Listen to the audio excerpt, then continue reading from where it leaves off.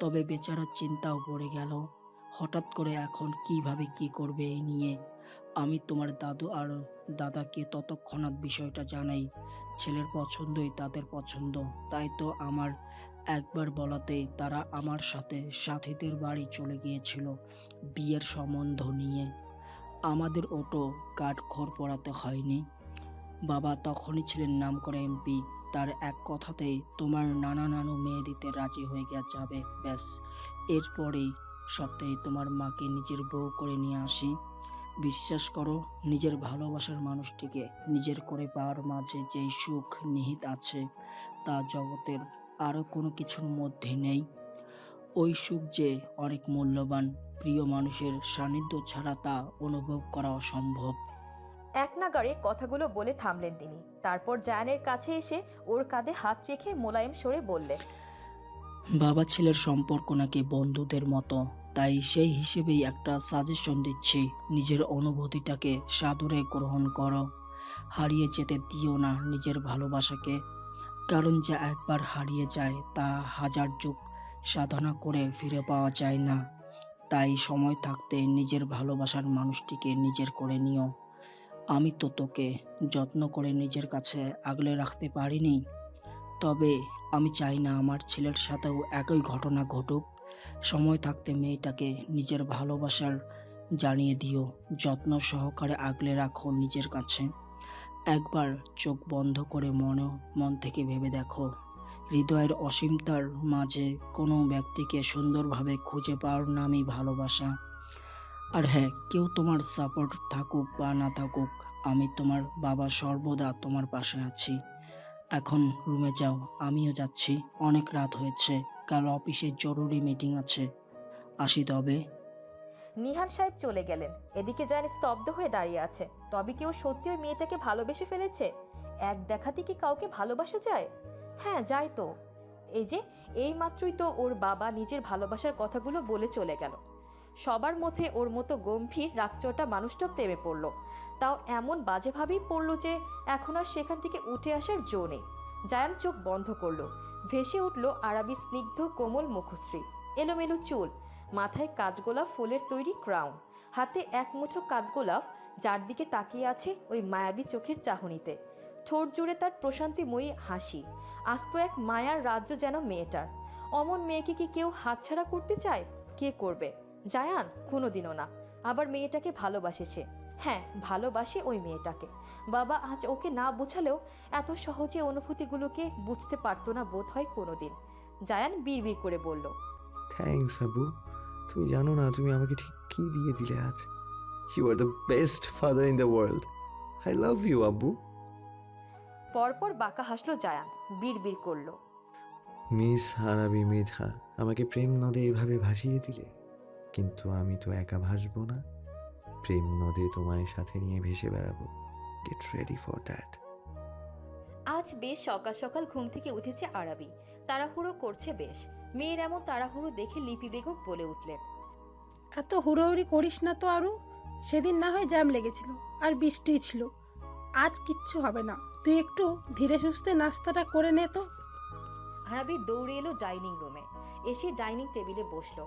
এরপর দুটো পরোটা খেলো দুধ চা দিয়ে, তাও আবার ইচ্ছা মতো চিনি দেওয়া চা। ওর খাওয়ার মাঝেই ফাহিম আসলো। আজ ফাহিমি নিয়ে যাবে বোনকে। আরাবি খেতে দেখেই নাক মুখ কুচকালো। বলল, তোর এই খাওয়া দেখলে আমার মেজাজ খারাপ হয়ে যায়। এমনিতেই খায় দুধ চা, তাও আবার এত এত চিনি দিয়ে। সকাল সকাল এসব খাওয়া কি শরীরের জন্য ভালো? আরাবি ভেঙচি কাটলো ফাহিমকে। তারপর বলল, তুমি তোমার ওই ঘাস পাতা আর কি যেন আছে ওইগুলো তুমি খাও, আমি এগুলোই খাই। এসব খেয়ে কি কোনো লাভ হয়? নিজের শরীরের দিকে একবার তাকা, মনে তো বাতাসের সাথে উড়ে যাবে। আরাবি আর কিছু বলল না, মুখ ফুলিয়ে রাখলো। ফাহিম নিজের নাস্তা খেয়ে উঠে দাঁড়ালো। জিহাদ সাহেব এখনো ওঠেননি। তার শরীরটা গতকাল রাতে একটু খারাপ হয়ে গিয়েছিল, তাই তিনি এখনো ঘুমাচ্ছেন। ফাহিমকে উঠতে দেখে আরাবি উঠে চলে গেল রুমে। তারপর ঝটপট একটা কালো রঙের সালোয়ার স্যুট পরে নিল। চুলগুলো সুন্দরভাবে আঁচড়ে বেনি করে নিল ঢিলেঢালা ভাবে। তারপর ওড়নাটা দিয়ে সুন্দরভাবে মাথায় কাপড় দিয়ে নিল। হালকা একটু সানস্ক্রিন দিয়ে নিল। চোখে কাজল দিল আর ঠোঁটে লিপ গ্লস দিয়ে দিল। এর মাঝেই ফাহিমের ডাক এসে পড়ল। আরাবি আয়নায় নিজেকে আর একবার দেখে নিয়ে তারপর ছুটে চলে গেল। লিপি বেগমকে বলে তারপর জিহাদ সাহেবের কাছে গিয়ে ওনাকে একবার দেখে নিল। এরপর ঝটপট বাইরে এসে ফাহিমের বাইকের পেছনে উঠে বসলো। মাঝপথে এসে জ্যামে আটকে পড়ল তারা। তবে ভাগ্য ভালো, সেদিনের মতো এত সময় ধরে জ্যাম ছিল না। আধা ঘন্টার মাঝেই জ্যাম ছেড়ে দিল। তারপর খুব দ্রুতই ওরা কাঙ্ক্ষিত স্থানে এসে পৌঁছে গেল। আরাবি বাইক থেকে নামতেই ফাহিম বলল, তুই বললে আমি আজ কোচিংয়ে যাব না, এখানেই থাকি। তোর ইন্টারভিউ শেষ হলে তোকে নিয়ে একবারে যাব। আরাবি মুচকি হেসে বলে, ভাইয়া তুমি যাও তো, আমি ঠিক আছি। আর আমার ইন্টারভিউ শেষ হলে আমি তোমাকে ফোন করে জানাবো, তখন না হয় তুমি এসে আমাকে নিয়ে যেও। ফাহিম লম্বা শ্বাস ফেলল। তারপর পকেট থেকে মানিব্যাগ বের করে আরাবি 1000 টাকার নোট এগিয়ে দিয়ে বলে, টাকাটা রাখ, দরকারে কাজে লাগবে। কিন্তু আমার কাছে টাকা আছে। বেশি কথা বলিস না তো আরও, দিয়েছি টাকাটা, চুপচাপ নেবে। আরাবি টাকাটা হাতে নিল। তারপর ফাহিম আরাবির মাথায় হাত বুলিয়ে দিয়ে বাইক স্টার্ট করে দিয়ে চলে গেল। ঠিক তখনই একটা কালো রঙের গাড়ি এসে থামলো সেখানে। আরাবি একবার তাকিয়ে চোখ সরিয়ে নিল। এদিকেও ফাহিম ও আরাবিকে সাবধান থাকতে বলে চলে গেছে। আরাবি ঠোঁটে হাসি ঝুলিয়ে ফাহিমকে বিদায় জানিয়ে দিল। এদিকে সেদিনের দারোয়ানটা এসে দাঁড়ালো আরাবির সামনে। তারপর বলে, আপামনি একটু সরে দাঁড়ান, স্যার আইছে, উনি ভেতরে যাইব। আরাবি বিনা বাক্যে সরে দাঁড়ালো। দারোয়ান গিয়ে গেট খুলে দিতেই গাড়িটি ভেতরে প্রবেশ করলো। এরপর সে গাড়ি থেকে বের হলো মিস্টার সাফওয়ান জায়ান শাখাওয়াত। সে গাড়ি থেকে বের হতেই তীক্ষ্ণ চোখে তাকালো আরাবির দিকে। এদিকে আরাবি সেদিনই ওই লোকটাকে দেখে চোখ বড় বড় করে তাকিয়ে আছে, মুখটাও হা করে খোলা। এই দারোয়ান চাচা এই লোকটাকে কি স্যার বলে সম্বোধন করছিল? আর লোকটাই বা এমনভাবে তাকাচ্ছে কেন ওর দিকে, যেন ওকে খেয়ে ফেলবে? নাকি সেদিনের জন্য এখনো ওর উপর রেগে আছে? এদিকে জায়ান আরাবিকে পা থেকে মাথা পর্যন্ত দেখে নিয়ে অফিসের ভিতরে চলে গেল। কিছুক্ষণ পর আরাবি নিজেকে সামনে নিল। তারপর দারোয়ানের উদ্দেশ্যে ধীরে বলল, চাচা, এই যে লোকটা ভেতরে গিয়েছে, তাকেই কি আপনি স্যার বলে সম্বোধন করেছিলেন? দারোয়ান চাচা আরাবির কথা শুনে তার পান খেয়ে লাল হয়ে যাওয়া ঠোঁট নাড়িয়ে বলেন, আরে হ আপামনি, ইনি তো এই কোম্পানির মালিক নিয়ান শওকতের একমাত্র ছেলে, সাফওয়ান জায়ান শওকত। এটা শুনে আরাবি যেন আসমান থেকে পড়ল। আগের বাড়ির চেয়ে চোখ জোড়া দ্বিগুণ বড় করে ফেলল। বিড়বিড় করে বলে উঠল, হায় সর্বনাশ, দুনিয়াতে আর কেউ ছিল না। এই লোকটার সাথে সেদিনের ওই ঘটনা ঘটতে হলো। এখন কি হবে তার? এই লোকটা কি কোনোদিনও তাকে চাকরি দেবে? মুহূর্তে আরাবির মুখটা কাদো কাদো হয়ে গেল। চোখ উল্টে আবারও অফিসের দিকে তাকালো। তারপর ভাবলো যা হবার হবে, তা পরে দেখা যাবে। এখন ভেতরে যাওয়া যাক। আরাবি ভেতরে যেতেই দেখলো সেখানে ম্যানেজার আগে দাঁড়িয়ে আছে। আরাবি যেতে তিনি বললেন, ম্যাম, আপনি আমার সাথে আসুন। আরাবি বেশ অবাক হলো হঠাৎ ম্যানেজারের এত নমনীয় কথাবার্তা শুনে। তারপরেও কিছু বলল না, চুপচাপ ম্যানেজারের সাথে চলল। এদিকে একটা রুমের সামনে এসে দুবার দরজায় টোকা দিল। বলল, স্যার, ম্যামকে নিয়ে এসেছি। Let her in. ম্যানেজার এইবার সরে দাঁড়ালো। বলল, ম্যাম, আপনি ভেতরে যান। ম্যানেজার চলে গেলেন। এদিকে আরাবি প্রচণ্ড নার্ভাস। কইয়ের আগে তো 3টি কোম্পানিতে ইন্টারভিউ দিয়েছে, ওগুলোর সময় তো এমন লাগেনি, তাহলে এখন কেন এমন লাগছে? আরাবি জোরে জোরে দুবার শ্বাস নিল। তারপর আল্লাহর নাম নিয়ে দরজায় টোকা দিয়ে বলল, আম কামিং ইন। এরপর আরাবি রুমটায় প্রবেশ করলো। ভেতরে আসতেই সবার আগে আরাবির দৃষ্টি চলে যায় জায়ানের দিকে। এদিকে জায়ান চেয়ারে হেলান দিয়ে ওর দিকে তাকিয়ে আছে। আরাবি চোখ সরিয়ে নিল। লোকটার চোখ জোড়া অদ্ভুত। ওই চোখের দিকে তাকালে আরাবির শরীর শিরশির করে ওঠে। আরাবি জায়ানের দিকে থেকে চোখ সরিয়ে খেয়াল করলো ওখানে আরেকজন ছেলেও আছে। আরাবি খুব নম্রভাবে বলল, আসসালামু আলাইকুম স্যার। আরাবি সালাম দিতেই জায়ান আর ইফতি সালামের জবাব দিল। জায়ান গম্ভীর কণ্ঠে বলে, হ্যাভ এ সিট। আরাবি ধীরে সুস্থে বসলো। প্রচণ্ড অস্থিরতায় আরাবি অন্যা আঙুলে পেঁচাতে লাগলো। বিষয়টা খেয়াল করলো জায়ান। অবশ্য ওর চোখ জোড়া তো 1 সেকেন্ডের জন্য সরেনি আরাবির উপর থেকে। শান্ত গলায় জায়ান বলল, There is nothing to be nervous. We will just ask you a few simple questions. You will give as the correct answer. I'm fine sir. এরপর জায়ান আর ওর সাথে ছিল ইফতি। দুজনের টুকাটুকি সহজ কিছু প্রশ্ন জিজ্ঞাসা করলো। অবশ্য জায়ানই সব প্রশ্নগুলো করেছে, ইফতি তো সুযোগই পায়নি। প্রশ্নগুলোর উত্তর আরাবি বেশ ভালোভাবেই দিতে পারলো। সবকিছু শেষ হলে জায়ান ঠান্ডা গলায় বলে উঠল, The answers were very good and organized. Your qualifications are also good. So we offered you the job. You will work as my personal secretary. You will join the office from tomorrow. Arabi যেন নিজের কানকে বিশ্বাস হচ্ছিল না। অবশেষে সে জবটা পেয়ে গেল তবে, কিন্তু এভাবে যে আজকে জবটা পেয়ে যাবে সেটা ভাবেনি আরাবি। অন্য সব কোম্পানিগুলোতে তো এখনও ভালো মন্দ কিছু জানায়নি ওকে, আর এখানে আজকে ইন্টারভিউ দিতে আসলো, আর আজকে তারা ওকে চাকরি দিয়ে দিল। ব্যাপারটা বেশ অদ্ভুত লাগলো। তবে আর মাথা ঘামালো না আরাবি। আসল কথা হলো ও চাকরিটা পেয়েছে, আর এটাই এখন সবচেয়ে বড় খুশির খবর। আরাবির ঠোঁটে হাসি ফুটে উঠল। স্নিগ্ধ চেহারায় ঠোঁটে কোমল হাসিতে যেন আরাবিকে জায়ানের কাছে মায়াপরি লাগছে, যার দিকে জায়ান দিনরাত ক্লান্তিহীনভাবে তাকিয়ে থাকতে পারবে। জায়ান ভেবে পেল না এমন নির্লজ্জ কবে থেকে হলো। অবশ্য প্রেমে পড়লে নাকি আজ তো মানুষটাই বদলে যায়, সেখানে এসব কি আর। জায়ান নিজেকে সংযত করলো। এভাবে একটা মেয়ের দিকে তাকিয়ে থাকলে মেয়েটা ভালো নজরে ওকে দেখবে না। মেয়েটা তো আর জানে না যে ও তাকে ভালোবাসে। আরাবিকে আস্তে আস্তে বোঝাতে হবে ওর ভালোবাসা, আর জায়ান এমন কিছু করবে যেন আরাবিও বাধ্য হয় ওকে ভালোবাসতে। কথাগুলো ভেবে নিস্তব্ধে বাঁকা হাসি দিল জায়ান। এদিকে আরাবি হাসি মুখে বলে, thank you sir, thank you so much. I will try my best so that you don't find any mistake in my work. I hope so. অফিসের বাইরে দাঁড়িয়ে আছে আরাবি। খুশি যেন ওর ধরছেই না। অবশেষে একটা চাকরি পেল ওর। এবার আর কোনো চিন্তা নেই। বাবার চিকিৎসাটাও বেশ ভালোভাবেই হবে। আরাবি ভাবলো খুব দ্রুতই ওর বাবাকে চিকিৎসার জন্য ইন্ডিয়া নিয়ে যাবে। যে করেই হোক ওর বাবাকে সুস্থ করতেই হবে। আরাবি খুশি মনে ফাহিমকে ফোন করলো। আরাবির অফিস থেকে ফাহিমের কোচিং সেন্টার বেশি দূরে না। বাইক আসলে বেশি হলে 20 মিনিট সময় লাগে। আরাবি ফাহিমের সাথে কথা বলে ওর জন্য অপেক্ষা করতে লাগলো। প্রায় 25 মিনিট পর ফাহিম আসলো। ভাগ্য ভালো রাস্তায় জ্যাম ছিল না। ফাহিম বাইক থেকে নামতেই আরাবি ফাহিমকে জড়িয়ে ধরলো। উচ্ছ্বসিত কণ্ঠে বলতে লাগলো, ভাইয়া, I am so happy, so happy. আমার চাকরিটা কনফার্ম ভাইয়া। ফাহিম দুহাতে বোনকে জড়িয়ে ধরলো। আরাবির চুলের ভাঁজে চুমু খেয়ে বলে, আমি অনেক খুশি আরও, কংগ্রাচুলেশন। Thank you. আরও চল, এই খুশিতে তোকে ট্রিট দেই আমি। আরাবি ফাহিমকে ছেড়ে দাঁড়ালো, বলল, কিন্তু ট্রিট তো দেওয়ার কথা আমার, তুমি কেন দেবে? বেশি বড় হয়ে গেছিস, আমাকে ট্রিট দেবে। আরাবি খিলখিল করে হেসে উঠল। ফাহিম নিজেও হাসলো। পরে বলল, চল যাওয়া যাক। ফাহিম বাইকে উঠে বসলো। আরাবিও বসলো। তারপর মুহূর্তের মধ্যে চলে গেল। এদিকে নিজের কেবিনে দাঁড়িয়ে কাচের দেওয়াল থেকে সবকিছু দেখছিল জায়ান। চোয়াল জোড়া শক্ত হয়ে আছে ওর। কপালের রগগুলো ফুলে ফেপে উঠেছে। হাত জোড়া মুষ্টিবদ্ধ করে নিল জায়ান। রাগ মিশ্রিত কণ্ঠে বলল, আমি ছাড়া এভাবে অন্য কোনো ছেলের সাথে হাসতে পারবে না তুমি মেয়ে। আর তোমার সাহস কিভাবে হলো ওই ছেলেটাকে জড়িয়ে ধরার? দাঁতে দাঁত চিপে জায়ান নিজের রাগ নিয়ন্ত্রণ করার চেষ্টা করলো। না, এভাবে রাখলে হবে না, তাকে শান্ত হতে হবে। জায়ান চোখ বন্ধ করে নিল। আরাবির হাস্যোজ্জ্বল স্নিগ্ধ মুখশ্রী ভেসে উঠল। পরপর জায়ান চোখ খুলে শান্ত স্বরে বলল, আমি এত ওভার থিঙ্কিং মাইন্ডের কবে থেকে হলাম?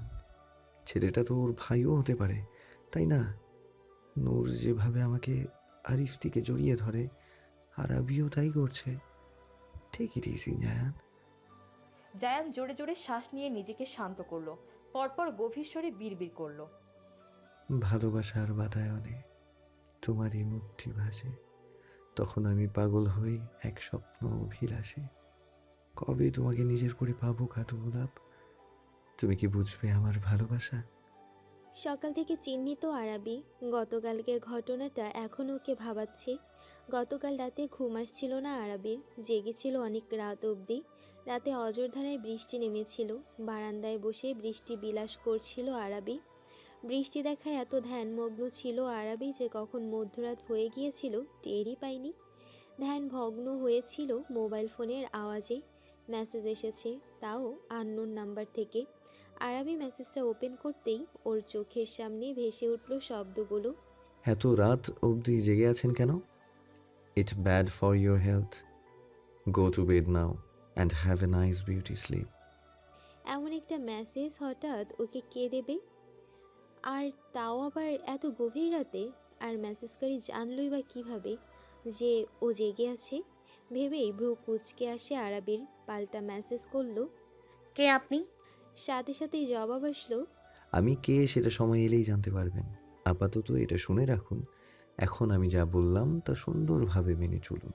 মেসেজটা আসার পর সাথে সাথে আরেকটা মেসেজ আসলো। সকালের ছেলেটা কে ছিল? আরাবি বিস্ময়ে হা হয়ে গেল। এই লোক কি তাকে ফলো করছে নাকি প্রতি কদমে কদমে? এটা কে? আরাবি লিখলো। আপনি কে বলুন তো? Answer my question first. মেসেজটা হুমকির মতো মনে হলো। আরাবি একবার মনে হলো প্রশ্নের জবাবটা দেবে না, পরে কি মনে করে যেন লিখেই ফেললো। সে আমার ভাই হয়। কেমন ভাই? আশ্চর্য সব প্রশ্ন। আমার আপন ভাই, আমার একমাত্র ভাই। আমি আপনার প্রশ্নের উত্তর দিয়েছি, এইবার আপনি আবার প্রশ্নের জবাব দিন। আরাবির প্রশ্নের জবাবে এক বালতি পানি ঢেলে দিয়ে উত্তর এলো। ঘুমিয়ে পড়ুন।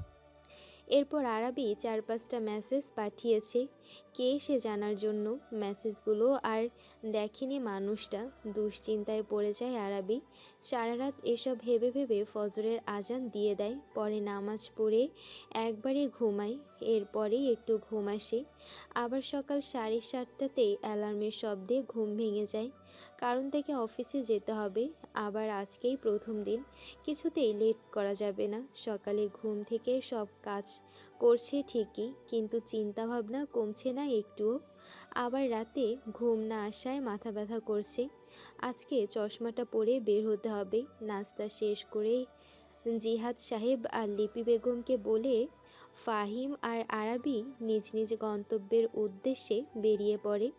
আরাবিকে ওর অফিসের সামনে নামিয়ে দিয়ে ফাহিম চলে যায় কোচিং সেন্টারে।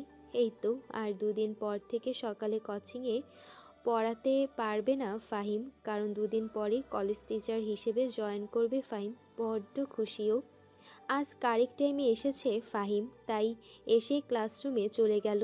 এদিকে ফাহিমকে আর চোখে একবার দেখে নিল নূর। ওর মনটা ভীষণ খারাপ। 2 দিন বাদ থেকে নাকি ফাহিম আর সকালে পড়াতে পারবে না। কলেজে টিচারের চাকরি পেয়েছে, এখন নূর কি করবে তাহলে? লোকটাকে এক পলক না দেখলে যে ভালো লাগে না। তাহলে এরপর থেকে কিভাবে থাকবে নূর? পরে কি যেন ভেবে তাচ্ছিল্যে হাসল নূর। আজ বাদে কাল তো কোনো একদিন তো আসবে যেদিন নূর অন্য কারো হয়ে যাবে। তখন তো বছরের পর বছর চলে যাবে, ফাহিমকে আর দেখতে পাবে না নূর। তাহলে সেটা এখন থেকে অভ্যাস করে নেওয়াই ভালো না?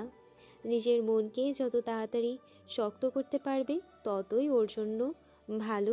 কিন্তু মনটা যে বেহায়া, কিছুতেই মানে না। যতবার ভাবে সে এই জনমে আর ফাহিমকে পাবে না, ততবার মনে হয় মনটা বিষাক্ত ছুরির আঘাতে ক্ষতবিক্ষত হয়ে যায়। নিঃশ্বাস আটকে আসে, মনে হয় এই বুঝি ও মারা গেল।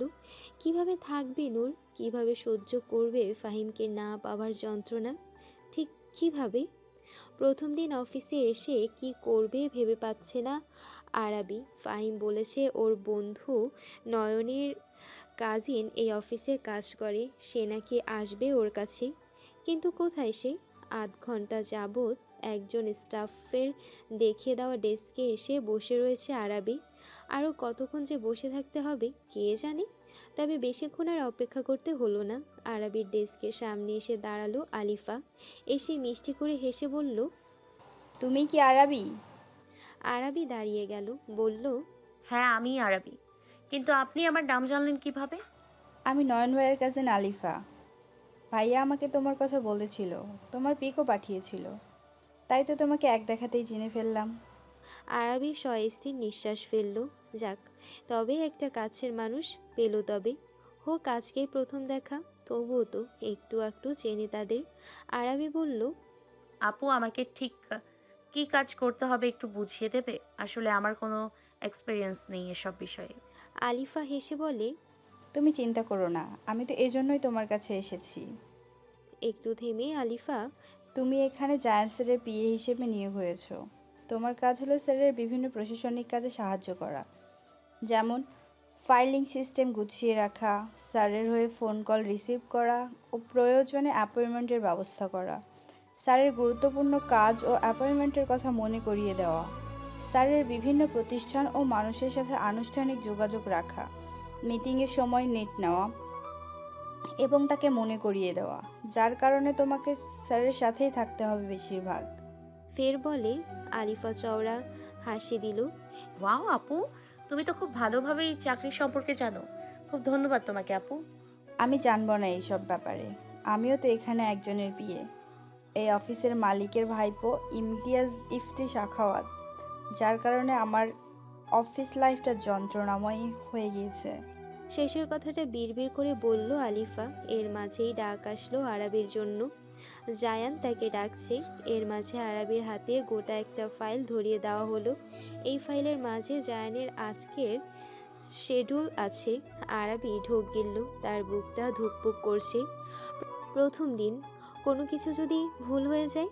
আলিফা আরাবির মনের অবস্থা বুঝতে পারছে, তাই আরাবির কাঁধে হাত রেখে আশ্বাস দিয়ে বলে, চিন্তা করো না, সব ঠিক থাকবে। জায়ান্সের একটু গম্ভীর আর রাগী, তবে একটু সাবধান কাজ করলেই হবে। আলিফার কথায় ভয় কমবে কি? ভয় আরও বেড়ে গেল যত দোয়া দুরুদ পড়ে নিল মেয়েটা। তারপর জায়ানের অফিস রুমের সামনে সে নক করে নিল।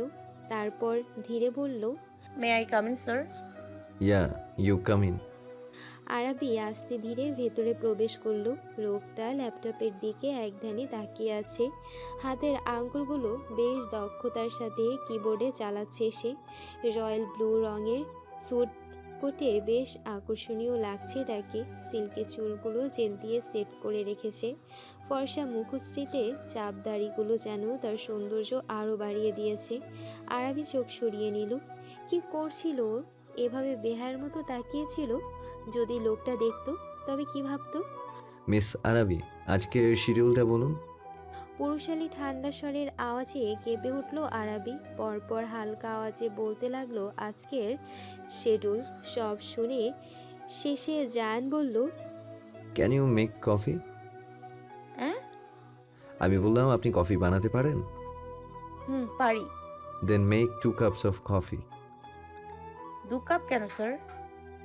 আরাবির প্রশ্নে জায়ানের ল্যাপটপে চালানো আঙ্গুলগুলো থেমে গেল। তারপর অদ্ভুতভাবে তাকালো আরাবির দিকে, বলল, আমি এখানে একা নই, আপনিও আছেন। এখন আমার কফি খাওয়া দেখে যদি আপনার লোভ লাগে, আপনি যদি নজর লাগিয়ে দেন, তখন তো আমার পেট ব্যথা করবে, আর আমি সেরকম কোনো রিস্ক নিতে চাই না। জায়ানের এমন একটা কথা শুনে আরাবি ঠিক কী রিয়াকশন দেবে ভুলে গেল। মানে এমন দামড়া একটা ছেলে যে এমন বাচ্চাদের মতো অদ্ভুত সব চিন্তাভাবনা মাথায় রাখে, এটা ভেবেই অবাক আরাবি। এদিকে আরাবিকে একই জায়গায় দাঁড়িয়ে থাকতে দেখে জায়ান শীতল দৃষ্টি নিক্ষেপ করলো আরাবির দিকে। তৎক্ষণাৎ ঘাবড়ে গেল। আজকেই প্রথম দিন, আর সে চায় না প্রথম দিনেই বসকে নারাজ করতে। তাই আরাবি কফি বানানোর জন্য চলে গেল। আশেপাশে ভালোভাবে তাকালো। হ্যাঁ, ওই তো দেখা যাচ্ছে কফি বানানোর সব সরঞ্জাম। আরাবি দ্রুত সেখানে গিয়ে কফি বানাতে লাগলো। কফি বানানো শেষে আরাবি জায়ানকে একবার দেখে নিল। না, লোকটা কাজ করছে। এই সুযোগে আরাবি নিজের জন্য বানানো কফিটা এক চুমুক খেয়ে চেক করে নিল। না, ঠিক আছে সব কিছু। আরাবি এইবার মগ দুটো নিয়ে জায়ানের কাছে আসলো। হালকা আওয়াজে বলে, স্যার আপনার কফি। জায়ান না তাকিয়ে বলে, টেবিলে রাখুন। আরাবি কফিটা রাখতে জায়ান এইবার দূরে একটা ফাইল রাখার একটা আলমারি আছে সেখানে ইশারা করে বলে, ওই জায়গাটায় লাল রঙের একটা ফাইল আছে, ওটা নিয়ে আসুন। আরাবি মাথা ধুলালো। তারপর হাতের কফিটা জায়ানের জন্য বানানো কফির পাশে রেখে চলল ফাইলটা আনতে। জায়ান এই সুযোগে নিজের কাজটা সেরে নিল। আরাবির কাপের জায়গায় ওর কাপটা রেখে দিল। তারপর আরাবির কাপের কফিটা নিয়ে নিল। বিনা বাক্যে এক চুমুক কফিটা খেয়ে নিল। ঠিক সেখানটায় যেখানে আরাবি চুমুক দিয়েছিল, ওখানে আরাবির ঠোঁটের লিপ গ্লসের ছাপ বোঝা যাচ্ছিল। কফিটা খেয়ে তৃপ্তির হাসি দিল জায়ান। আরাবির দিকে নেশাময় চোখে তাকিয়ে বিড়বিড় করলো, ঠিক কবে যে এই কাপে লাগানো তোমার ঠোঁটের ছোঁয়া না নিয়ে ডিরেক্ট তোমার ওই কোমল অধর জোড়ার ছোঁয়া নিতে পারবো আরাবি। আমাকে যে চুম্বকের মতো টানে ওই ঠোঁট জোড়া, ইচ্ছে করে তোমাকে চেপে ধরে চুমু খেয়ে ফেলি, but I am helpless. I have to control myself for you my love. Zayan কাউকে পছন্দ করে এটা জানার পর থেকে আমার মাথা খারাপ হয়ে যাচ্ছে শামীম ভাই। আপনি আর দেরি করবেন না, আহানাকে নিয়ে জলদি চলে আসুন দেশে। আপনারা আসলে আমরা আহানা আর জায়ানের বিয়েটা দিয়ে দেব। চিহ্নিত কণ্ঠস্বর মিসেস সুহানা সাখাওয়াতের। ফোনের ওই পাশে থাকা ব্যক্তি কিছু বলল বোধহয়, তা শুনে সুহানা চেঁচিয়ে উঠল, আশ্চর্য, আমি জানবো কিভাবে যে ওর এভাবে হঠাৎ করেই একজনকে পছন্দ হয়ে যাবে? যে ছেলে মেয়েদের দিকে ফিরেও তাকায় না, সে ছেলে এভাবে হুট করেই এসে যদি বলে সে কাউকে পছন্দ করে, তাহলে সেটা আমি কিভাবে জানবো? আর বিষয়টা আমাকেও জানায়নি, নিহানকে বলেছে। ভাগ্য ভালো আমি নিহানকে এত রাতে ছাদে যেতে দেখে ওর পিছু নিয়েছিলাম, না হলে তো জানতেও পারতাম না জায়ানের মনে এসব চলছে। একটু থেমে ফের বড্ড অস্থিরতার সাথে বলে, আমার বড্ড চিন্তা হচ্ছে। নিহান এমন একটা মানুষ যে তার সন্তানের মতামতের উপরে আর কিছুই শুনবে না। যেহেতু নিহানকেই জায়ান সব জানিয়েছে, এবার নিহান যে করেই হোক ছেলের জন্য ওই মেয়ে খুঁজে এনে তার সাথে জায়ানের বিয়ে দিয়ে তবেই শান্ত হবে। ওপাশের ব্যক্তিটাও যেন এই কথা শুনে চিন্তায় পড়ে গেলেন। কিছু একটা বললেন সুহানাকে। সব শুনে সুহানা বলে, আমাদের শক্তপোক্ত একটা প্ল্যান সাজাতে হবে, এমন কিছু করতে হবে যাতে জায়ান রাজি হয়ে যায় আহানাকে বিয়ে করতে। মোট কথা ওকে বাধ্য করব আমি। ব্যক্তিটিও সহমত জানালেন সুহানার কথায়। সুহানা বললেন, আচ্ছা তবে রাখি, যে করেই হোক শীঘ্রই দেশে ফিরুন আপনারা, ওদের বিয়েটা তো এবার হবেই। ফোন কেটে সুহানা কুটিল হাসল। তারপর রুম থেকে বের হবার উদ্দেশ্যে পেছন ফিরেই ভয়ে কেঁপে ওঠে সুহানা, কারণ তার সামনে স্বয়ং নিহান সাহেব দাঁড়িয়ে আছেন। সুহানার শরীর ভয়ে ঠান্ডা হয়ে আসছে। নিহান সাহেব তীক্ষ্ণ চোখে তার দিকে তাকিয়ে বলেন, কার সাথে কথা বলছিলে? শুকনো ঢোক গিললেন সুহানা। জোরপূর্বক হেসে বলেন, আপার সাথে কথা বলছিলাম। নিহান সাহেব তাচ্ছিল্য হাসলেন। সুহানা যে মিথ্যা বলছে তা তিনি স্পষ্ট বুঝতে পারছেন। তিনি বলেন, ও, তার সাথে বুঝেই প্ল্যান করছিলে কিভাবে আহানা আর জায়ানের বিয়ে দিবে। কিন্তু আমি যতদূর জানি শাহিদা তো এইসবের ধারের কাছেও আসার মানুষ না। সুহানার শরীর ঘামছে। এভাবে যে ধরা পড়ে যাবে তিনি ভাবেননি। আর নিহানও যে আজ হঠাৎ করে দুপুরে বাড়িতে চলে আসবে, এটা কি সে জানতো? যদি জানতো তবে তো রুমের দরজা আটকে তারপর কথা বলতো। কারণ বাড়িতে যারা আছে সবাই এখন নিচতলায়, সার্ভেন্টরা অকারণে দোতলায় আসে না। মিলি নিজের রুমে ঘুমাচ্ছে, সেটা তিনি দেখে এসেছেন। তাই ভেবেছিলেন কি আর হবে এভাবে কথা বললে। কিন্তু এটাই যে তার কাল হয়ে দাঁড়াবে তা ভাবতে পারেননি তিনি। এদিকে নিহান সাহেব এসে দাঁড়ালেন সুহানার সামনে। রাগে তার মাথা গরম হয়ে যাচ্ছে। নিহান সাহেব সুহানার দুগাল চেপে ধরলেন, দাঁতে দাঁত চেপে বলে, আমার ছেলে মেয়ের ব্যাপারে তুমি নাক গলালেই তোমার জন্য ভালো। তাদের জন্য কোনটা ভালো আর কোনটা খারাপ সেটা আমি ওদের বাবা দেখে নিব। আর বলেছিলে না যে যে করেই হোক আমি আমার ছেলের পছন্দের মেয়েকে খুঁজে এনে সেই মেয়ের সাথেই আমার ছেলের বিয়ে দেব। তবে শুনে রাখো, একদম ঠিক বলেছ তুমি। আমার ছেলে যাকে পছন্দ করবে তার সাথেই ওর বিয়ে হবে। আর যদি এতে কেউ বাধা দিতে আসে তাহলে তাকে মেরে ফেলতেও দুবার ভাববো না আমি। কারণ আমার সন্তানদের খুশি আমার কাছে সবচেয়ে ঊর্ধ্বে। কথাগুলো বলে শেষ করে সুহানার গালগুলো ছেড়ে দিলেন। এক প্রকার ছুঁড়ে মারলেন তিনি সুহানাকে। সুহানা ব্যথায় দুগালে হাত রাখলেন, কান্নারত কণ্ঠে বললেন, আমি জায়ানকে বলে দেব তুমি আমার গায়ে হাত তুলেছ, আমাকে মেরেছ। নিহান সাহেব হাসলেন, রাগে চোখে তাকিয়ে বলেন, এত কিছু না, তুমি যদি কোনো উল্টাপাল্টা কিছু করার পরিকল্পনা করো তাহলে এমন মার মারবো যে যেই সুন্দর চেহারা নিয়ে তুমি বড়াই করো না সেটা আর মানুষকে দেখাতে পারবে না। আর কি বললে? জায়ানকে তুমি বলে দিবে। বলো গিয়ে, দরকার পড়লে মাইক এনে দিও, পুরো দেশ ঢোল পিটিয়ে জানিয়ে দিও, দেখি কে কি করতে পারে আমায়। নিহান সাহেব সুহানাকে আর একবার শাসিয়ে তারপর চলে গেলেন। খাবার খেয়ে মাত্রই নিজের রুমে আসলো আরাবি। অফিসের প্রথম দিন বেশ ভালোই কেটেছে। ও ভেবেছিল লোকটা বুঝি খাটুনির উপর রাখবে, কিন্তু না, এমনটা কিছুই হয়নি। ও যেটা বুঝতেও পারেনি লোকটা নিজ দায়িত্বে তা বুঝিয়ে দিয়েছে, কিন্তু একটা বিষয় খুব অবাক করেছে আরাবিকে, আর তা হলো লোকটা অদ্ভুতভাবে তাকায় ওর দিকে। সেই চোখের দৃষ্টির ভাষা প্রখর। যখনই আরাবি একটু চেষ্টা করে লোকটার দিকে তাকাতে, তা কোনোভাবেই পারে না। ওই গভীর চোখজোড়া দৃষ্টি যেন ওকে গভীরভাবে নাড়িয়ে দেয়। শিরশির করে ওঠে শরীর। আরাবি লম্বা শ্বাস ফেললো, তারপর পা বাড়ালো বারান্দায়। আজও ঝিরিঝিরি বৃষ্টি হচ্ছে, বেশ ঠান্ডা ঠান্ডা পরিবেশ। আরাবির স্বাস্থ্যহীন শরীরটা ঠান্ডা বাতাসে মৃদু কেঁপে উঠল। অফিস থেকে ফিরে হালকা ফ্রেশ হয়ে খাবার খেয়ে নিয়েছিল আরাবি। তারপর সবার সাথে প্রথম দিন অফিস কেমন কাটলো তা নিয়ে সবার সাথে কথা বলেছে। এরপর রুমে এসেই গোসল করে নিয়েছিল। সদ্য গোসল নেওয়া মেয়েটাকে স্নিগ্ধ লাগছে। চোখে মুখে এখনো হালকা পানির বিন্দু জমে আছে। বারান্দায় মৃদু লাইটের আলোতে ওই পানির বিন্দুগুলো মুক্তদানার মতো জ্বলজ্বল করছে। বাতাসের দাপটে আরাবের খোলা চুলগুলো হালকাভাবে দুলছে। ঠোঁটের কোণে ঝুলে আছে হালকা মৃদু হাসি। আরাবি বেশিরভাগ সাদা জামাকাপড় পরতে ভালোবাসে। এই যে এখনো মেয়েটার সাদা ফতুয়া আর প্লাজো জড়ানো। চুলগুলো চোখে মুখে এসে বাড়ি খাচ্ছে আরাবির। বিরক্ত হয়ে আরাবির চুলগুলো আলগোছে ডান পাশ থেকে বাম পাশে এনে রাখলো। বারান্দাটা খালি খালি লাগে, এভাবে দাঁড়াতে ভালো লাগে না। আগামীকাল ফাহিমকে বলে কিছু গাছ আনতে হবে। আরাবি ভেবেও নিল কি কি গাছ আনবে। এমন সময় আরাবির ফোনে মেসেজ টোন বেজে উঠল। আরাবির ধ্যান ভাঙল। ফোনটা হাতে নিয়ে দেখে সেদিনের আননোন ফোন নাম্বার থেকে মেসেজ এসেছে। আরাবি মেসেজটা ওপেন করলো। এই রাতের বেলা না ঘুমিয়ে বারান্দায় কি? আরাবি ভেবে পায় না এই মেসেজকারী ব্যক্তিটা কে। কে এই ব্যক্তি যে এভাবে ওকে মেসেজ করে? আরাবি আর মেসেজের রিপ্লাই করলো না। আরাবি ভেবেছে আর একটা মেসেজের রিপ্লাই করবে না। দেখা যাক এই ব্যক্তি ঠিক কতগুলো মেসেজ করতে পারে। এদিকে আবারও মেসেজ আসলো ফোনে। Why are you ignoring my messages? Arabi দেখেও ফোনটা রেখে দিল। পরপর আবারও একের পর এক মেসেজ আসছে।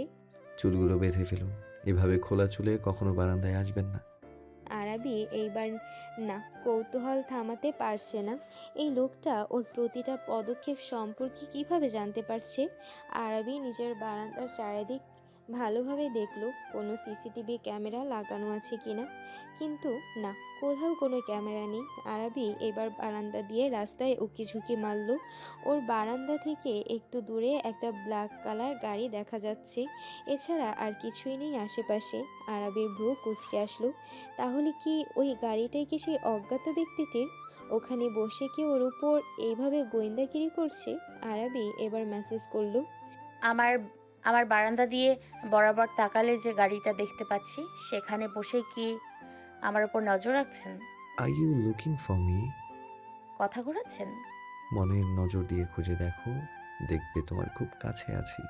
অনুভব করো তুমি আমাকে, যেভাবে আমি করি তোমাকে, প্রতি ক্ষণে, প্রতিটি নিঃশ্বাসে। আরাবির শ্বাস আটকে দাঁড়িয়ে রইল। কি চায় এই ব্যক্তি ওর কাছ থেকে? কেন এসব কথা বলছে ওকে?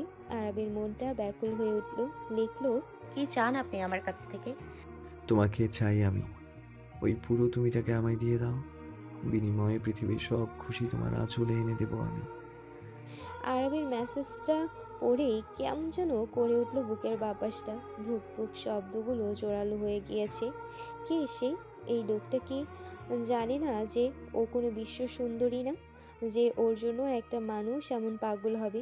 নেহাতে লোকটা ওর সাথে মশকরা করছে, না হলে ওর মতো কালো মেয়েকে খেয়েই বা ভালোবাসবে। আরাবি ঠোঁটের কোণে তাচ্ছিল্যের হাসি টেনে লিখল, আপনি যেই হন না কেন, একটা কথা শুনে রাখুন, এসব থার্ড ক্লাস প্র্যাঙ্ক আমার উপর চলবে না। কারণ আমি জানি আমি কালো, আর এইসব কাব্যিক কথাবার্তা মানুষ অন্তত আমাকে নিয়ে করবে না। তাই বলছি, আমাকে আর মেসেজ করবেন না। আরবি ফোনটা সুইচ অফ করে দিল, তারপর গিয়ে বিছানায় শুয়ে পড়ল। কিন্তু মেয়েটা তো জানলই না সে তার কথাবার্তা দিয়ে একজনকে চূড়ান্ত পর্যায়ে রাগিয়ে দিয়েছে। জায়ান রাগে চল শক্ত করে নিজের গাড়িতে বসে আছে। প্রতিদিন সে অফিস ছুটির পর আরবিদের বাড়ির সামনে এসে গাড়ি থামিয়ে রাখে, কারণ সে প্রথম দিন আরবিকে ফলো করে এখানে এসেছিল। তারপরেই খেয়াল করেছে আরবি অনেকক্ষণ নিরিবিলি একলা সময় কাটায় বারান্দায়। এরপর থেকে জায়ান এখানে গাড়ি নিয়ে দাঁড়িয়ে থাকে যতক্ষণ পর্যন্ত না আরবি তার রুমে যায়। আরবিকে মন ভরে দেখে, কিন্তু আজ মেয়েটা যে এমন একটা কথা বলবে ভাবতে পারেনি জায়ান। ও আরবির সাথে প্রাণ করছে? ও কালো? নিজেকে এতটা তুচ্ছ-তাচ্ছিল্য কোনো মানুষ করে? জায়ান হাতের মুঠোতে ফোনটা শক্ত করে চেপে ধরে, চল শক্ত করে বলে, কাজটা তুমি ঠিক করলে না, একদম ঠিক করলে না। তুমি নিজেকে এতটা তুচ্ছ ভাবো কিভাবে? তুমি আমার কাঠগোলাপ, বোকা মেয়ে। তুমি যদি একবার আমার নজর দিয়ে নিজেকে দেখতে, তাহলে বুঝতে তুমি আমার কাছে ঠিক কতটা সুন্দর। ঠিক যেন একটা স্নিগ্ধ কাঠগোলাপ তুমি। একটু থেমে জায়ান ফের বলে, আজকে যেই কথাগুলো বললে তুমি, তার জন্য শাস্তি তোমার, তুমি পাবে। রাগে গজগজ করতে করতে জায়ান গাড়ি চালু করে চলে গেল। গাড়ির বাড়ির সামনে আসতেই দারোয়ান মেন গেট খুলে দিল। জায়ান ড্রাইভারকে গাড়ি পার্ক করতে বলে গাড়ির ভেতরে প্রবেশ করলো। দেখলো নিহান সাহেব এখনো বসে আছেন সোফায়। জায়ান তার কাছে এসেই গম্ভীর মুখে বলল, এখনো জেগেছে? তোমার এত দেরি কেন, জানতে পারি? পাল্টা প্রশ্ন করলেন নিহান সাহেব। জায়ান শান্ত কণ্ঠে বলে, আর্জেন্ট কাজ ছিল কিছু, অনেক রাত হয়েছে, শুয়ে পড়ো গিয়ে। আর কখনো এত রাত জাগবে না। জায়ান রুমে যাওয়ার জন্য পা বাড়ালো। মেয়েটার খোঁজ পেয়েছো কিছু? ঠিকানা জানো? কোথায় থাকে সে? নিহান সাহেবের প্রশ্নে জায়ান থেমে গেল।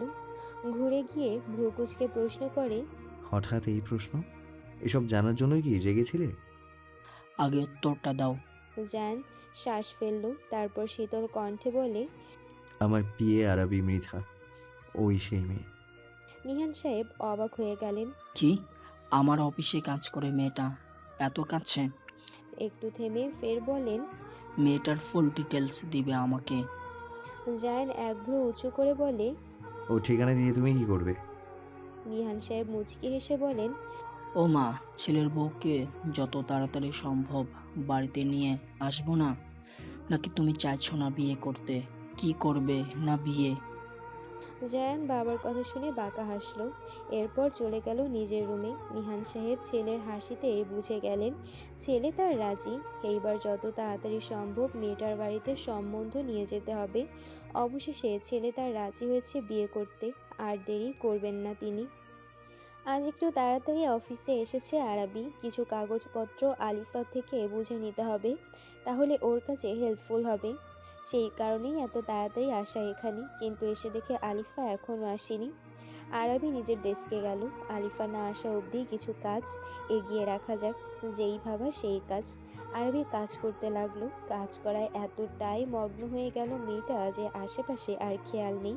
এদিকে জায়ান অফিসে এসে দেখে আরাবি মনোযোগ সহকারে কি যেন করছে। কি এমন করছে মেয়েটা যা এতটা মনোযোগ সহকারে করছে? জায়ান চায় আরাবি একমাত্র শুধু ওকে এতটা মনোযোগ দিক, আর কিছুতে না। সহ্য হয় না জায়ানের তা। জায়ান নিজের অফিস রুমে চলে গেল। তারপর আরাবির জন্য খবর পাঠালো একজনকে দিয়ে। আরাবিকে বলতেই আরাবি ফাইলপত্র গুছিয়ে জায়ানের রুমের সামনে নক করলো। May I come in, sir? Come in.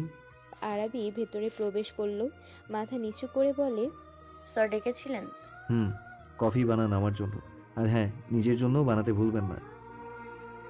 Arabi মৃদু হাসলো। এখানে আসার পর থেকেই রোজ লোকটা ওর হাতের কফি খায়, সাথে ওকেও কফি অফার করে। আরাবি নিজেরও ভালো লাগে। এক কাপ কফি খেলে বেশ রিফ্রেশ মনে হয় নিজেকে। কফি বানাতে গিয়ে দেখে কফি পাউডার শেষ।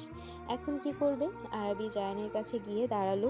লোকটা চেয়ারে হেলান দিয়ে চোখ বন্ধ করে আছে। শরীর কি খারাপ তার? ঘুমিয়ে পড়েছে কি লোকটা? ও যদি ডাকে তবে কি রাগ করবে? এদিকে জায়ান চোখ বন্ধ অবস্থাতেই বলে উঠল, কিছু বলবেন মিস আরাবি? হঠাৎ এভাবে বলায় ভয় পেল হালকা আরাবি। মৃদু কেঁপে উঠল শরীর। শুকনো ঢোক গিলল আরাবি। নিজেকে সামলে নিয়ে বলে, স্যার আসলে কফি পাউডার শেষ। জায়ান চোখ মেলে তাকালো। আরাবি সাথে সাথে চোখ নামিয়ে নিল। জায়ান আরাবিকে কিছু না বলে ল্যান্ডলাইনে ফোন করলো, কিন্তু ফোনটা কেউ ধরছে না। ইফতিকে এবার ফোন করলো। ইফতি ফোন করলে জায়ান বলল, কফি পাউডার নেই কেন আমার রুমে? এটা শেষ হলে যে ম্যানেজার সুলাইমানকে সাথে সাথে রিস্টক করতে বলে রেখেছি, সেটা কি সে জানে না? ফোন করছি তাও ধরছে না। এখন কি অফিসে এসে শান্তি মতো কাজটুকু করতে পারবো না আমি? ইফতি বুঝলো জায়ান রেগে আছে, কিন্তু ওর ভাই তো এত ঠুনকো বিষয়ে রেগে যাওয়ার মানুষ না। কিন্তু এখন ইফতি বিষয়টা আর বেশি ঘাটলো না। শান্ত কণ্ঠে বলে, ভাইয়া রেগে যাচ্ছ কেন? আমি দেখছি ব্যাপারটা। দ্রুত। জায়ান ফোন রেখে দিল। ঠিক তার মিনিট পাঁচেক পর ইফতি আবার ফোন করলো। জায়ান কল রিসিভ করলে সে বলে, ভাইয়া কফি পাউডার আছে, তবে সেটা নাকি ভুলবশত একজন স্টাফ অফিসের স্টোর রুমে রেখে দিয়েছে। অন্যান্য জিনিসপত্রের সাথে তোমার কফি পাউডার শেষ হওয়ার আগেই একটা এনে রাখবে ভেবেছিল, কিন্তু ম্যানেজার সুলাইমানের মনে নেই। সকাল থেকে জায়ানের মাথা ব্যথা। গতকাল সারা রাত আরাবি ওই কথাগুলো নিয়েই ভেবেছে জায়ান, তাই তো ঘুম হয়নি ঠিকঠাক। আর এখন মেজাজ খিটখিটে হয়ে আছে ওর। জায়ান ডাগি গলায় বলে, সে এখন কোথায় তাহলে? তাকে নাকি বড় বাবা কি কাজে বসুন্ধরার দিকে পাঠিয়েছে। আচ্ছা রাখি। জায়ান ফোন রেখে দিল। তারপর আরাবিকে উদ্দেশ্য করে বলে, কফি স্টোর রুমে আছে, আমি গিয়ে নিয়ে আসছি। আরাবি জায়ানের চোখের দিকে তাকালো। লোকটার চোখ জোড়া লাল হয়ে আছে। নিশ্চয়ই অসুস্থ লোকটা। আরাবি মৃদু স্বরে বলে, আপনার বোধহয় মাথা ব্যথা করছে, আপনি বসুন, আমি নিয়ে আসছি। Did I tell you to go? হালকা ধমকের সাথে বলল জায়ান। আরাবি মুখটা গোমড়া করে নিল। জায়ান শ্বাস ফেলল। এই মেয়েটাকে ধমকেও শান্তি নেই। এই যে মুখ ফুলিয়ে আছে, মেয়েটাকে এখন ঠিক কতটা কিউট লাগছে বলে বোঝানো যাবে না। ইচ্ছে করছে মেয়েটার গালগুলো কামড়ে লাল করে ফেলতে। জায়ান বিড়বিড় করলো, Control yourself, Zayan. You have to. Zayan স্টোররুমে যাবে। ঠিক ওই সময় ওর ফোন কল আসলো। জায়ান দেখে ওর বাবা ফোন করেছে। রিসিভ করতেই তিনি বলেন, জায়ান, আর্জেন্ট আসো, খুবই গুরুত্বপূর্ণ কথা আছে। সাউথ কোরিয়া ওই কোম্পানিটা আমাদের সাথে ডিল সাইন করতে ইচ্ছা প্রকাশ করছে। এই সুযোগ হাতছাড়া করলে চলবে না। They want to talk to you. Come fast my son, they are waiting. আসছি। বলে জায়ান ফোন রেখে দিল। তারপর তীক্ষ্ণ চোখে তাকালো আরাবির দিকে। আরাবি মুখটা কাচুমাচু করে দাঁড়ালো। জায়ান বলল, এখানেই থাকুন, আমার জরুরি মিটিং আছে, সেটা শেষ করেই আসছি। এরপরেই কফি খাবো। এখান থেকে এক পাও বাহিরে রাখবেন না। এই বলে জায়ান হন করে চলে গেল। এদিকে আরাবি অবাক। আশ্চর্য, সে মিটিংয়ে যাচ্ছে ভালো কথা, তো ওকে এখানে এভাবে আটকে রাখার মানে কি? এখানে বসে থেকে করবেটা কি ও? শুধু শুধু বসে থেকে সময় নষ্ট করে লাভ আছে? আরাবি একবার ভাবলো এখান থেকে চলে যাবে, আলিফার সাথে কাজের বিষয়ে কিছু আলাপ করে নিলেও হবে, কিন্তু তার করলো না। করলো উল্টোটা। সে চললো স্টোর রুমে কফি পাউডার আনতে। আরাবির ভাষ্যমতে কফি পাউডারটা আনতে তো আর বেশিক্ষণ সময় লাগবে না। এই যাবে আর আসবে, যেই ভাবা সেই কাজ। আরাবি জায়ানের কথাকে অগ্রাহ্য করে বের হয়ে গেল জায়ানের অফিস রুম থেকে। অন্ধকার ছেয়ে আছে পুরো স্টোররুমটার মধ্যে। আরাবি বেশ সাবধানে আশপাশ দেখে পা ফেলল। হাতে তার ফোনের ফ্ল্যাশ লাইট জ্বালানো। এদিকে ওদিকে তাকিয়ে সুইচ বোর্ড দেখতে পেল আরাবি। গিয়ে বাতি জ্বালালো। তবে একটা বাতি জ্বলে এখানে, তাও বেশি একটা আলো হয় না। এখানে যে এত সমস্যা, এটা কি কেউ দেখেনি? আরাবি ভাবলেও গিয়ে এখানের এই সমস্যার কথা ম্যানেজারকে জানাবে। এমনিতে স্টোররুমটা বেশ ক্লিন। মানুষ যেখানে স্টোররুমে পুরনো জিনিসপত্র রাখে, এইখানে তার উল্টা। এখানে সব দরকারি আর প্রয়োজনীয় জিনিসপত্র রাখে। আরাবি খুব সাবধানে আর একটু সামনে এগোলো, দেখলো একটা সেলফে বেশ কিছু জিনিসপত্র রাখা।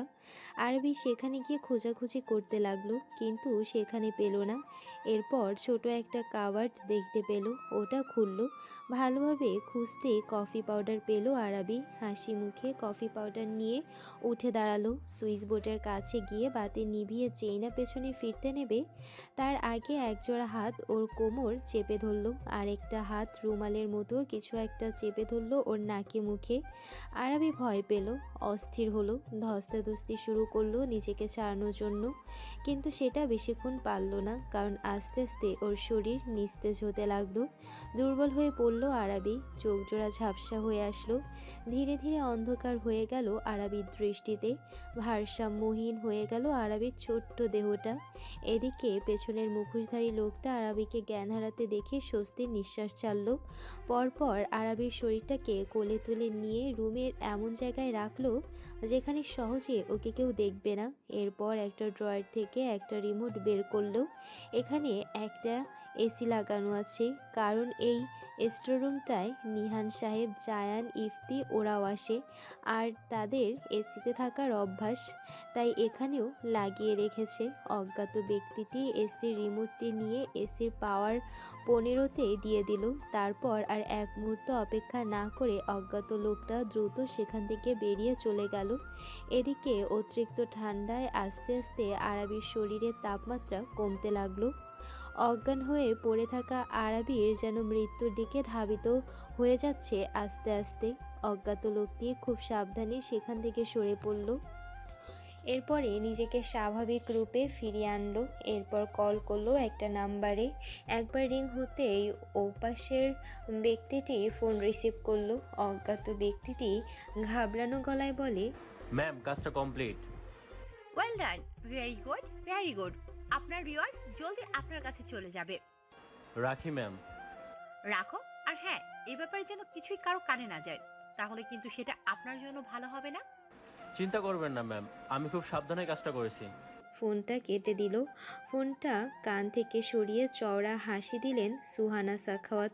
শয়তানি হাসি দিয়ে বলেন, না থাকবে বাস, না বাজবে বাঁশি। এবার তুমি কি করবে নিহান? পরে মদের গ্লাসটা নিয়ে সেটার দিকে তাকিয়ে বলেন, যে করেই হোক জায়ানের বিয়ে তো আহানার সাথেই হবে।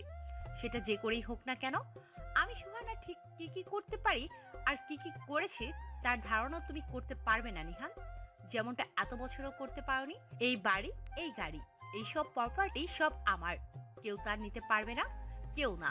যে আমার পথে বাধা দিতে আসবে তাকেও এই নির্দোষ মেয়েটার মতোই নিজের প্রাণ হারাতে হবে। বেচারি মরার আগে জানতেও পারলো না যে সে ঠিক কি কারণে মরেছে। সুহানা অট্টহাসিতে ফেটে বলল। হাসি থামিয়ে রাগে গলায় সুহানা বলে, তুমি কি ভেবেছো নিহান রাতের বেলা চুপি চুপি ছেলের সাথে তার বিয়ের ব্যাপারে কথা বলবে আর আমি তা জানতেও পারবো না? কিন্তু তুমি ভুল জানো নিহান, তোমাদের ওপর আমার নজর 24 ঘন্টায় লেগে থাকে। তোমরা কি করো না করো আমি সব খবরই রাখি। ইস, কি ভুলটা করলে নিহান। এভাবে ড্রয়িং রুমের মাঝে ছেলের পছন্দ করা মেয়ের ব্যাপারে কথা বলা তোমার উচিত হয়নি, একদম হয়নি। আবারও হাসতে লাগলো Suhana. So we start working from next month.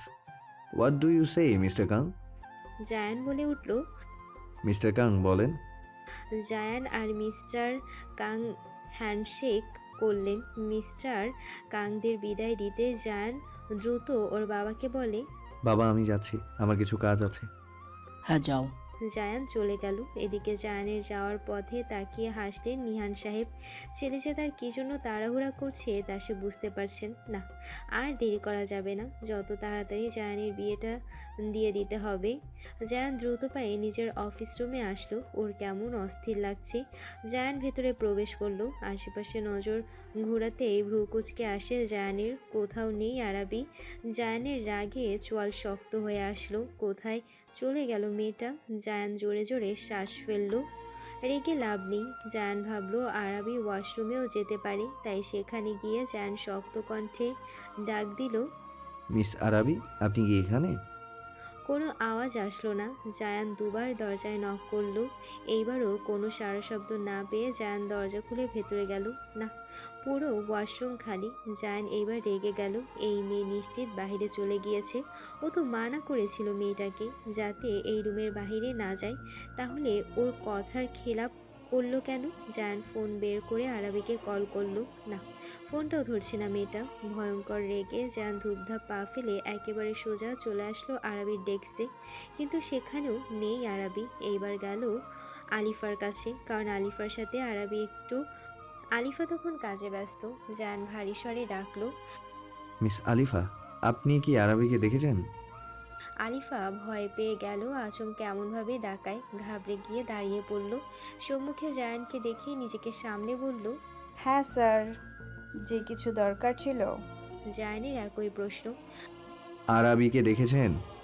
Alifa না বোধক মাথা নাড়িয়ে বলল, না স্যার, ও তো সেই যে আপনি ডেকেছিলেন, এরপরই চলে গিয়েছে, এদিকে আর আসেনি। একটু থেমে আলিফা ফের বলল, কেন স্যার, কি হয়েছে? আরাবি কোথায় স্যার? জায়ান আশেপাশে তাকাতে তাকাতে বিরক্ত কণ্ঠে বলে, বাবা ডেকেছিল, আমি তার কাছে গিয়েছিলাম। যাওয়ার আগে মিস আরাবিকে বলেছিলাম আমার অফিস রুম থেকে যেন কোথাও না যায়, বাট বাবার সাথে দরকারি কাজ শেষ করে আমার রুমে এসে দেখি উনি সেখানে নেই। আলিফা বলল, আমি ওকে কল করে দেখছি sir. I already tried, but she is not picking up the phone. এইবার আলিফা নিজেও চিন্তায় পড়ে গেল। কোথায় গেল মেয়েটা? মেয়েটার যদি কিছু হয়ে যায়, নয়ন ভাইয়ের কাছে কি জবাব দেবে ও? আল্লাহর নাম স্মরণ করতে লাগলো আলিফা। জায়ান আর কিছু না বলে দ্রুত কদম ফেলে আরাবিকে খুঁজতে লাগলো। থেমে থাকলো না আলিফাও, কিন্তু না, কোথাও নেই আরাবি। জায়ান ইফতিকেও ফোন করে এখানে ডেকে আনলো। সব শুনে ইফতিও খুঁজতে লাগলো। আলিফা সবাইকে জিজ্ঞেস করছে আরাবির কথা, কিন্তু ওকে কেউ দেখেনি। এভাবে খুঁজতে খুঁজতে অফিস পরিষ্কারের কাজে নিয়োজিত বুয়ার কাছে গেল আলিফা। ওনাকে জিজ্ঞেস করে দেখা যাক, যদি সে আরাবিকে দেখে থাকে। পেছন পেছন ইফতিও গেল। আলিফা ওনাকে ডেকে বলে, আন্টি, আপনি কি এই মেয়েটাকে দেখেছেন? আলিফা নিজের ফোনে আরাবির একটা ছবি দেখালো ওনাকে। তা দেখে বুয়া বলেন, আরে এই আফা, এই আফারে তো আমি স্টোর রুমের ওইদিকে যাইতে দেখছিলাম। Store room? বিড়বিড় করে বলল ইফতি। পরে বুঝতে পারলো ব্যাপারটা। আরাবি বোধহয় কফি পাউডার আনতেই ওখানে গিয়েছে। জায়ান তো এই কারণেই ওকে ফোন করেছিল। আর হ, ওইদিকেই যাইতে দেখছি। আচ্ছা, ধন্যবাদ আন্টি। আলিফা দ্রুত মেসেজ করলো জায়ানকে, স্যার, আরাবিকে নাকি বুয়া আন্টি স্টোর রুমের দিকে যেতে দেখেছেন, আপনি জলদি এদিকে আসুন। মেসেজটা পড়ে জায়ান আর এক মুহূর্ত অপেক্ষা করলো না, দ্রুত কদমে সেদিকে পা বাড়ালো। জায়ান, আলিফা আর ইফতি স্টোর রুমে ঢুকতেই চমকে উঠল। আলিফা চেঁচিয়ে বলে ওঠে, এখানে এত ঠান্ডা কেন? এসির পাওয়ার এত নামিয়ে রেখেছে কে? হাত পা আমার জমে যাচ্ছে। ইফতি নিজের গায়ে কোট খুলে আলিফাকে পরিয়ে দিল। চমকে উঠল আলিফা, অদ্ভুতভাবে তাকালো ইফতির দিকে, যে আপাতত এসির রিমোট খোঁজায়। আলিফা গায়ের কোটটায় হাত রাখলো, পরে দীর্ঘশ্বাস ফেলে নিজের কাছে মনোযোগ দিল। এদিকে ইফতি এসির রিমোট পেতেই তা দ্রুত বন্ধ করে দিল। এদিকে জায়ান অস্থির, কোথাও দেখতে পাচ্ছে না আরাবিকে। পুরো রুমটা তন্ন তন্ন করে খুঁজলো। জায়ানের কণ্ঠস্বর কাঁপছে, কাঁপা কাঁপা গলাতেই ডেকে উঠল, আরাবি, আরাবি, জবাব দিন আরাবি। কিন্তু না, কোথাও নেই আরাবি। ইফতি বলল, ভাই এখানে বোধহয় মিস আরাবি নেই, চলো আমরা অন্য জায়গায় খুঁজে আসি। জায়ান কি করবে ভেবে পাচ্ছে না। এখানে তো নেই মেয়েটা, কিন্তু ওর মনটা কেন বারবার বলছে যে আরাবি এখানেই আছে। ওর খুব কাছে, ও আরাবিকে অনুভব করতে পারছে, কিন্তু দেখতে পাচ্ছে না কেন মেয়েটাকে। ইফতি ফের ডাকলো জায়ানকে। জায়ান না চাইতেও পা বাড়ালো ইফতিদের সাথে যাওয়ার জন্য। জায়ান উল্টো দিকে পা বাড়ালো যাওয়ার জন্য, কিন্তু কিছু একটা দেখে হঠাৎ পা থামিয়ে ফেললো জায়ান। হয়তো কাবার্ডের পেছনেই কিছু একটা দেখা যাচ্ছে। জায়ান ভ্রু কুঁচকালো, আস্তে আস্তে পা বাড়ালো সেদিকে। আরে, ওটা তো আরাবির ওড়নার অংশ। জায়ান বড় বড় পা ফেলে সেখানে গেল, কিন্তু গিয়ে যা দেখলো তার জন্য জায়ান মোটেও প্রস্তুত ছিলেন না। জায়ান এক চিৎকার দিয়ে উঠল, আরাবি! জায়ান আরাবির পাশে বসে পড়ল। মেয়েটা জ্ঞান হারিয়ে পড়ে আছে এখানে। জায়ান আরাবির গালে হাত রাখলো, সাথে সাথে চমকে উঠল জায়ান। অস্বাভাবিকভাবে আরাবির গা ঠান্ডা হয়ে আছে। এইবার ভালোভাবে আরাবির মুখের দিকে তাকালো। আরাবির মুখশ্রী ফ্যাকাশে হয়ে গিয়েছে। জায়ানের বুকটা ধক করে উঠল। আরাবির এই অবস্থা দেখে জায়ানের মনে হচ্ছে কেউ ওর হৃৎপিণ্ডটা ভারী পাথর দিয়ে থেতলে দিয়েছে। জায়ানের চোখ জোড়া লাল হয়ে গেল মুহূর্তেই। জায়ান আর এক মুহূর্ত দেরি করল না, দ্রুত আরাবিকে কোলে তুলে নিজের অফিস রুমে নিয়ে ছুটল। যেতে যেতে জায়ান বারবার বলতে এসে, Arabi, are you listening to me? Arabi চোখ খুলেন, আরাবি। জায়ান নিজের অফিস রুমে নিয়ে আসলো। জায়ানের অফিস রুমে সোফা আছে, সেখানে আরাবিকে শুয়ে দিল। আরাবি নিঃশ্বাস নিচ্ছে খুব আস্তে আস্তে। পুরো শরীর ফ্যাকাশে সাদা হয়ে গিয়েছে আর বরফের মতো ঠান্ডা পুরো শরীর। জায়ান যেন কিছুতেই নিজেকে সামলাতে পারছে না, ভেতরটা যেন ছিন্ন বিচ্ছিন্ন হয়ে যাচ্ছে। প্রিয়তমার এই অবস্থা দেখে যন্ত্রণায় ভেতরটা ছটফট করছে। জায়ান আরাবির মাথার কাছে বসে ওর হাত পা ঘষতে লাগলো। আলিফাও সেটার দেখা দেখি আরাবির পায়ের তালুতে ঘষতে লাগলো। এদিকে জায়ান আরাবির বাম হাত ছেড়ে ডান হাত ধরতে যাবে, তখন দেখে আরাবির ডান হাতটা মুঠো করে রেখেছে। জায়ান একটু জোর খাটিয়ে আরাবির হাতের মুঠোটা খুলে ফেললো। অতপর আরাবির হাতের মুঠোতে কিছু একটা দেখে ভ্রু কুঁচকে আসে জায়ানের। পরে সবার অগোচরে আরাবির হাত থেকে সেটা নিয়ে নিজের পকেটে রেখে দেয়। নিহান সাহেব খবরটা পেয়ে এখানে চলে এসেছে। অমন ফুলের মতো মেয়েটার এই অবস্থা দেখে তিনি যেন স্তব্ধ হয়ে গেলেন। পরে তাকালেন ছেলের দিকে। জায়ানের লালচে মুখশ্রী আর শক্ত চোয়াল জোড়ার দিকে তাকাতেই বাবার মন যা বোঝার বুঝে ফেললেন। ইফতিকে ডেকে বললেন, ডক্টর মাহবুবকে ফোন করো ইফতি। আমি আগেই তাকে ইনফর্ম করে দিয়েছি বড় বাবা, তিনি আসছেন। কিছুতেই আরাবির দেহের তাপমাত্রা স্বাভাবিক হচ্ছে না। আলিফা কাঁদো কণ্ঠে বলে, ওর শরীরের তাপমাত্রা স্বাভাবিক হচ্ছে না, ওর দেহের তাপমাত্রা স্বাভাবিক করতে হবে যে করেই হোক। জায়ান আরাবির দিকে এক ধ্যানে আরাবির দিকে তাকিয়ে আছে। সেভাবে থেকেই ভারী কি আওয়াজে বলে ওঠে, ইফতি, আমাদের অফিসের পাশেই একটা শপিং মল আছে, দ্রুত ওখান থেকে কয়েকটা কম্বল আনার ব্যবস্থা করো, ওর গায়ে কিছু জড়িয়ে দিতে হবে।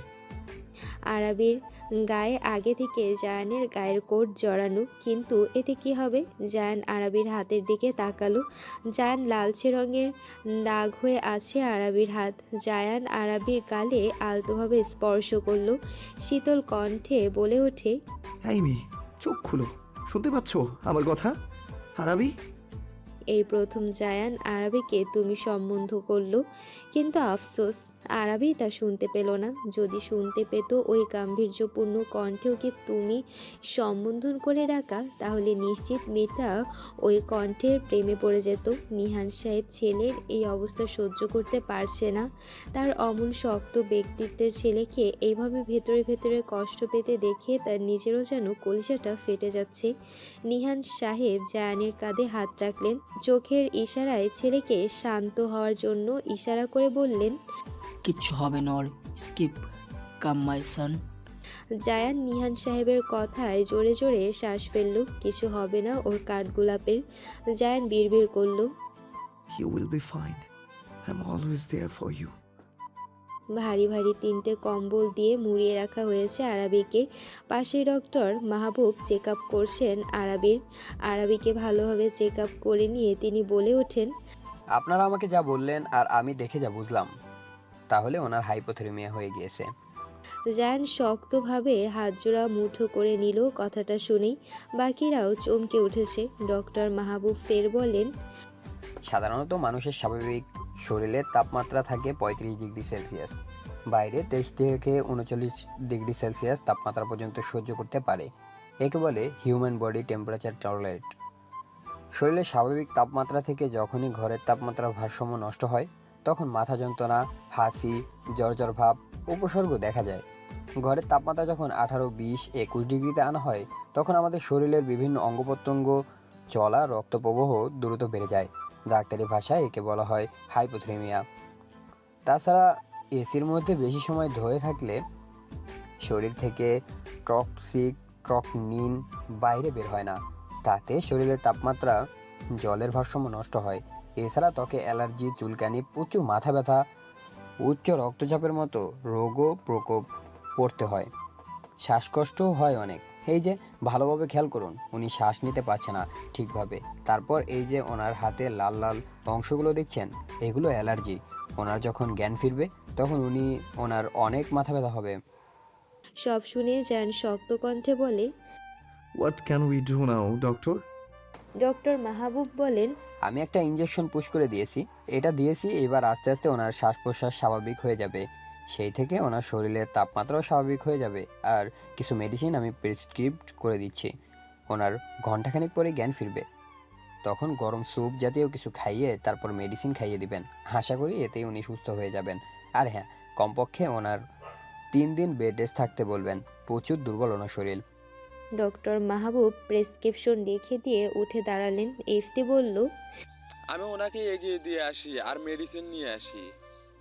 তারা চলে গেল। জায়ান শটান হয়ে দাঁড়িয়ে সেভাবে থেকে শীতল কণ্ঠে বলে ওঠে, বাবা আর মিস আলিফা আপনার কাজে যান, আমি আরবির কাছে আছি। জ্ঞান ফিরলে আপনাদের জানিয়ে দেব। নিহান সাহেব মাথা দুলালেন। তিনি বুঝলেন ছেলে তার আরবির সাথে কিছু সময় একা থাকতে চাইছে। আলিফাও চলে এলো সেখান থেকে। তবে ওর কেমন যেন অদ্ভুত লাগছে ব্যাপারটা। আরবির প্রতি জায়ানের এত দুশ্চিন্তা, এত অস্থির হওয়া, এটা স্বাভাবিক কোনো বিষয় না। সামান্য একটা এমপ্লয়ের জন্য বসের এতটা কনসার্ন হওয়া সে কোনো দিন দেখেনি। মনে মনে কিছু একটা সন্দেহ করেছে আলিফা, কিন্তু ওর যেন বিশ্বাস হচ্ছে না ব্যাপারটা।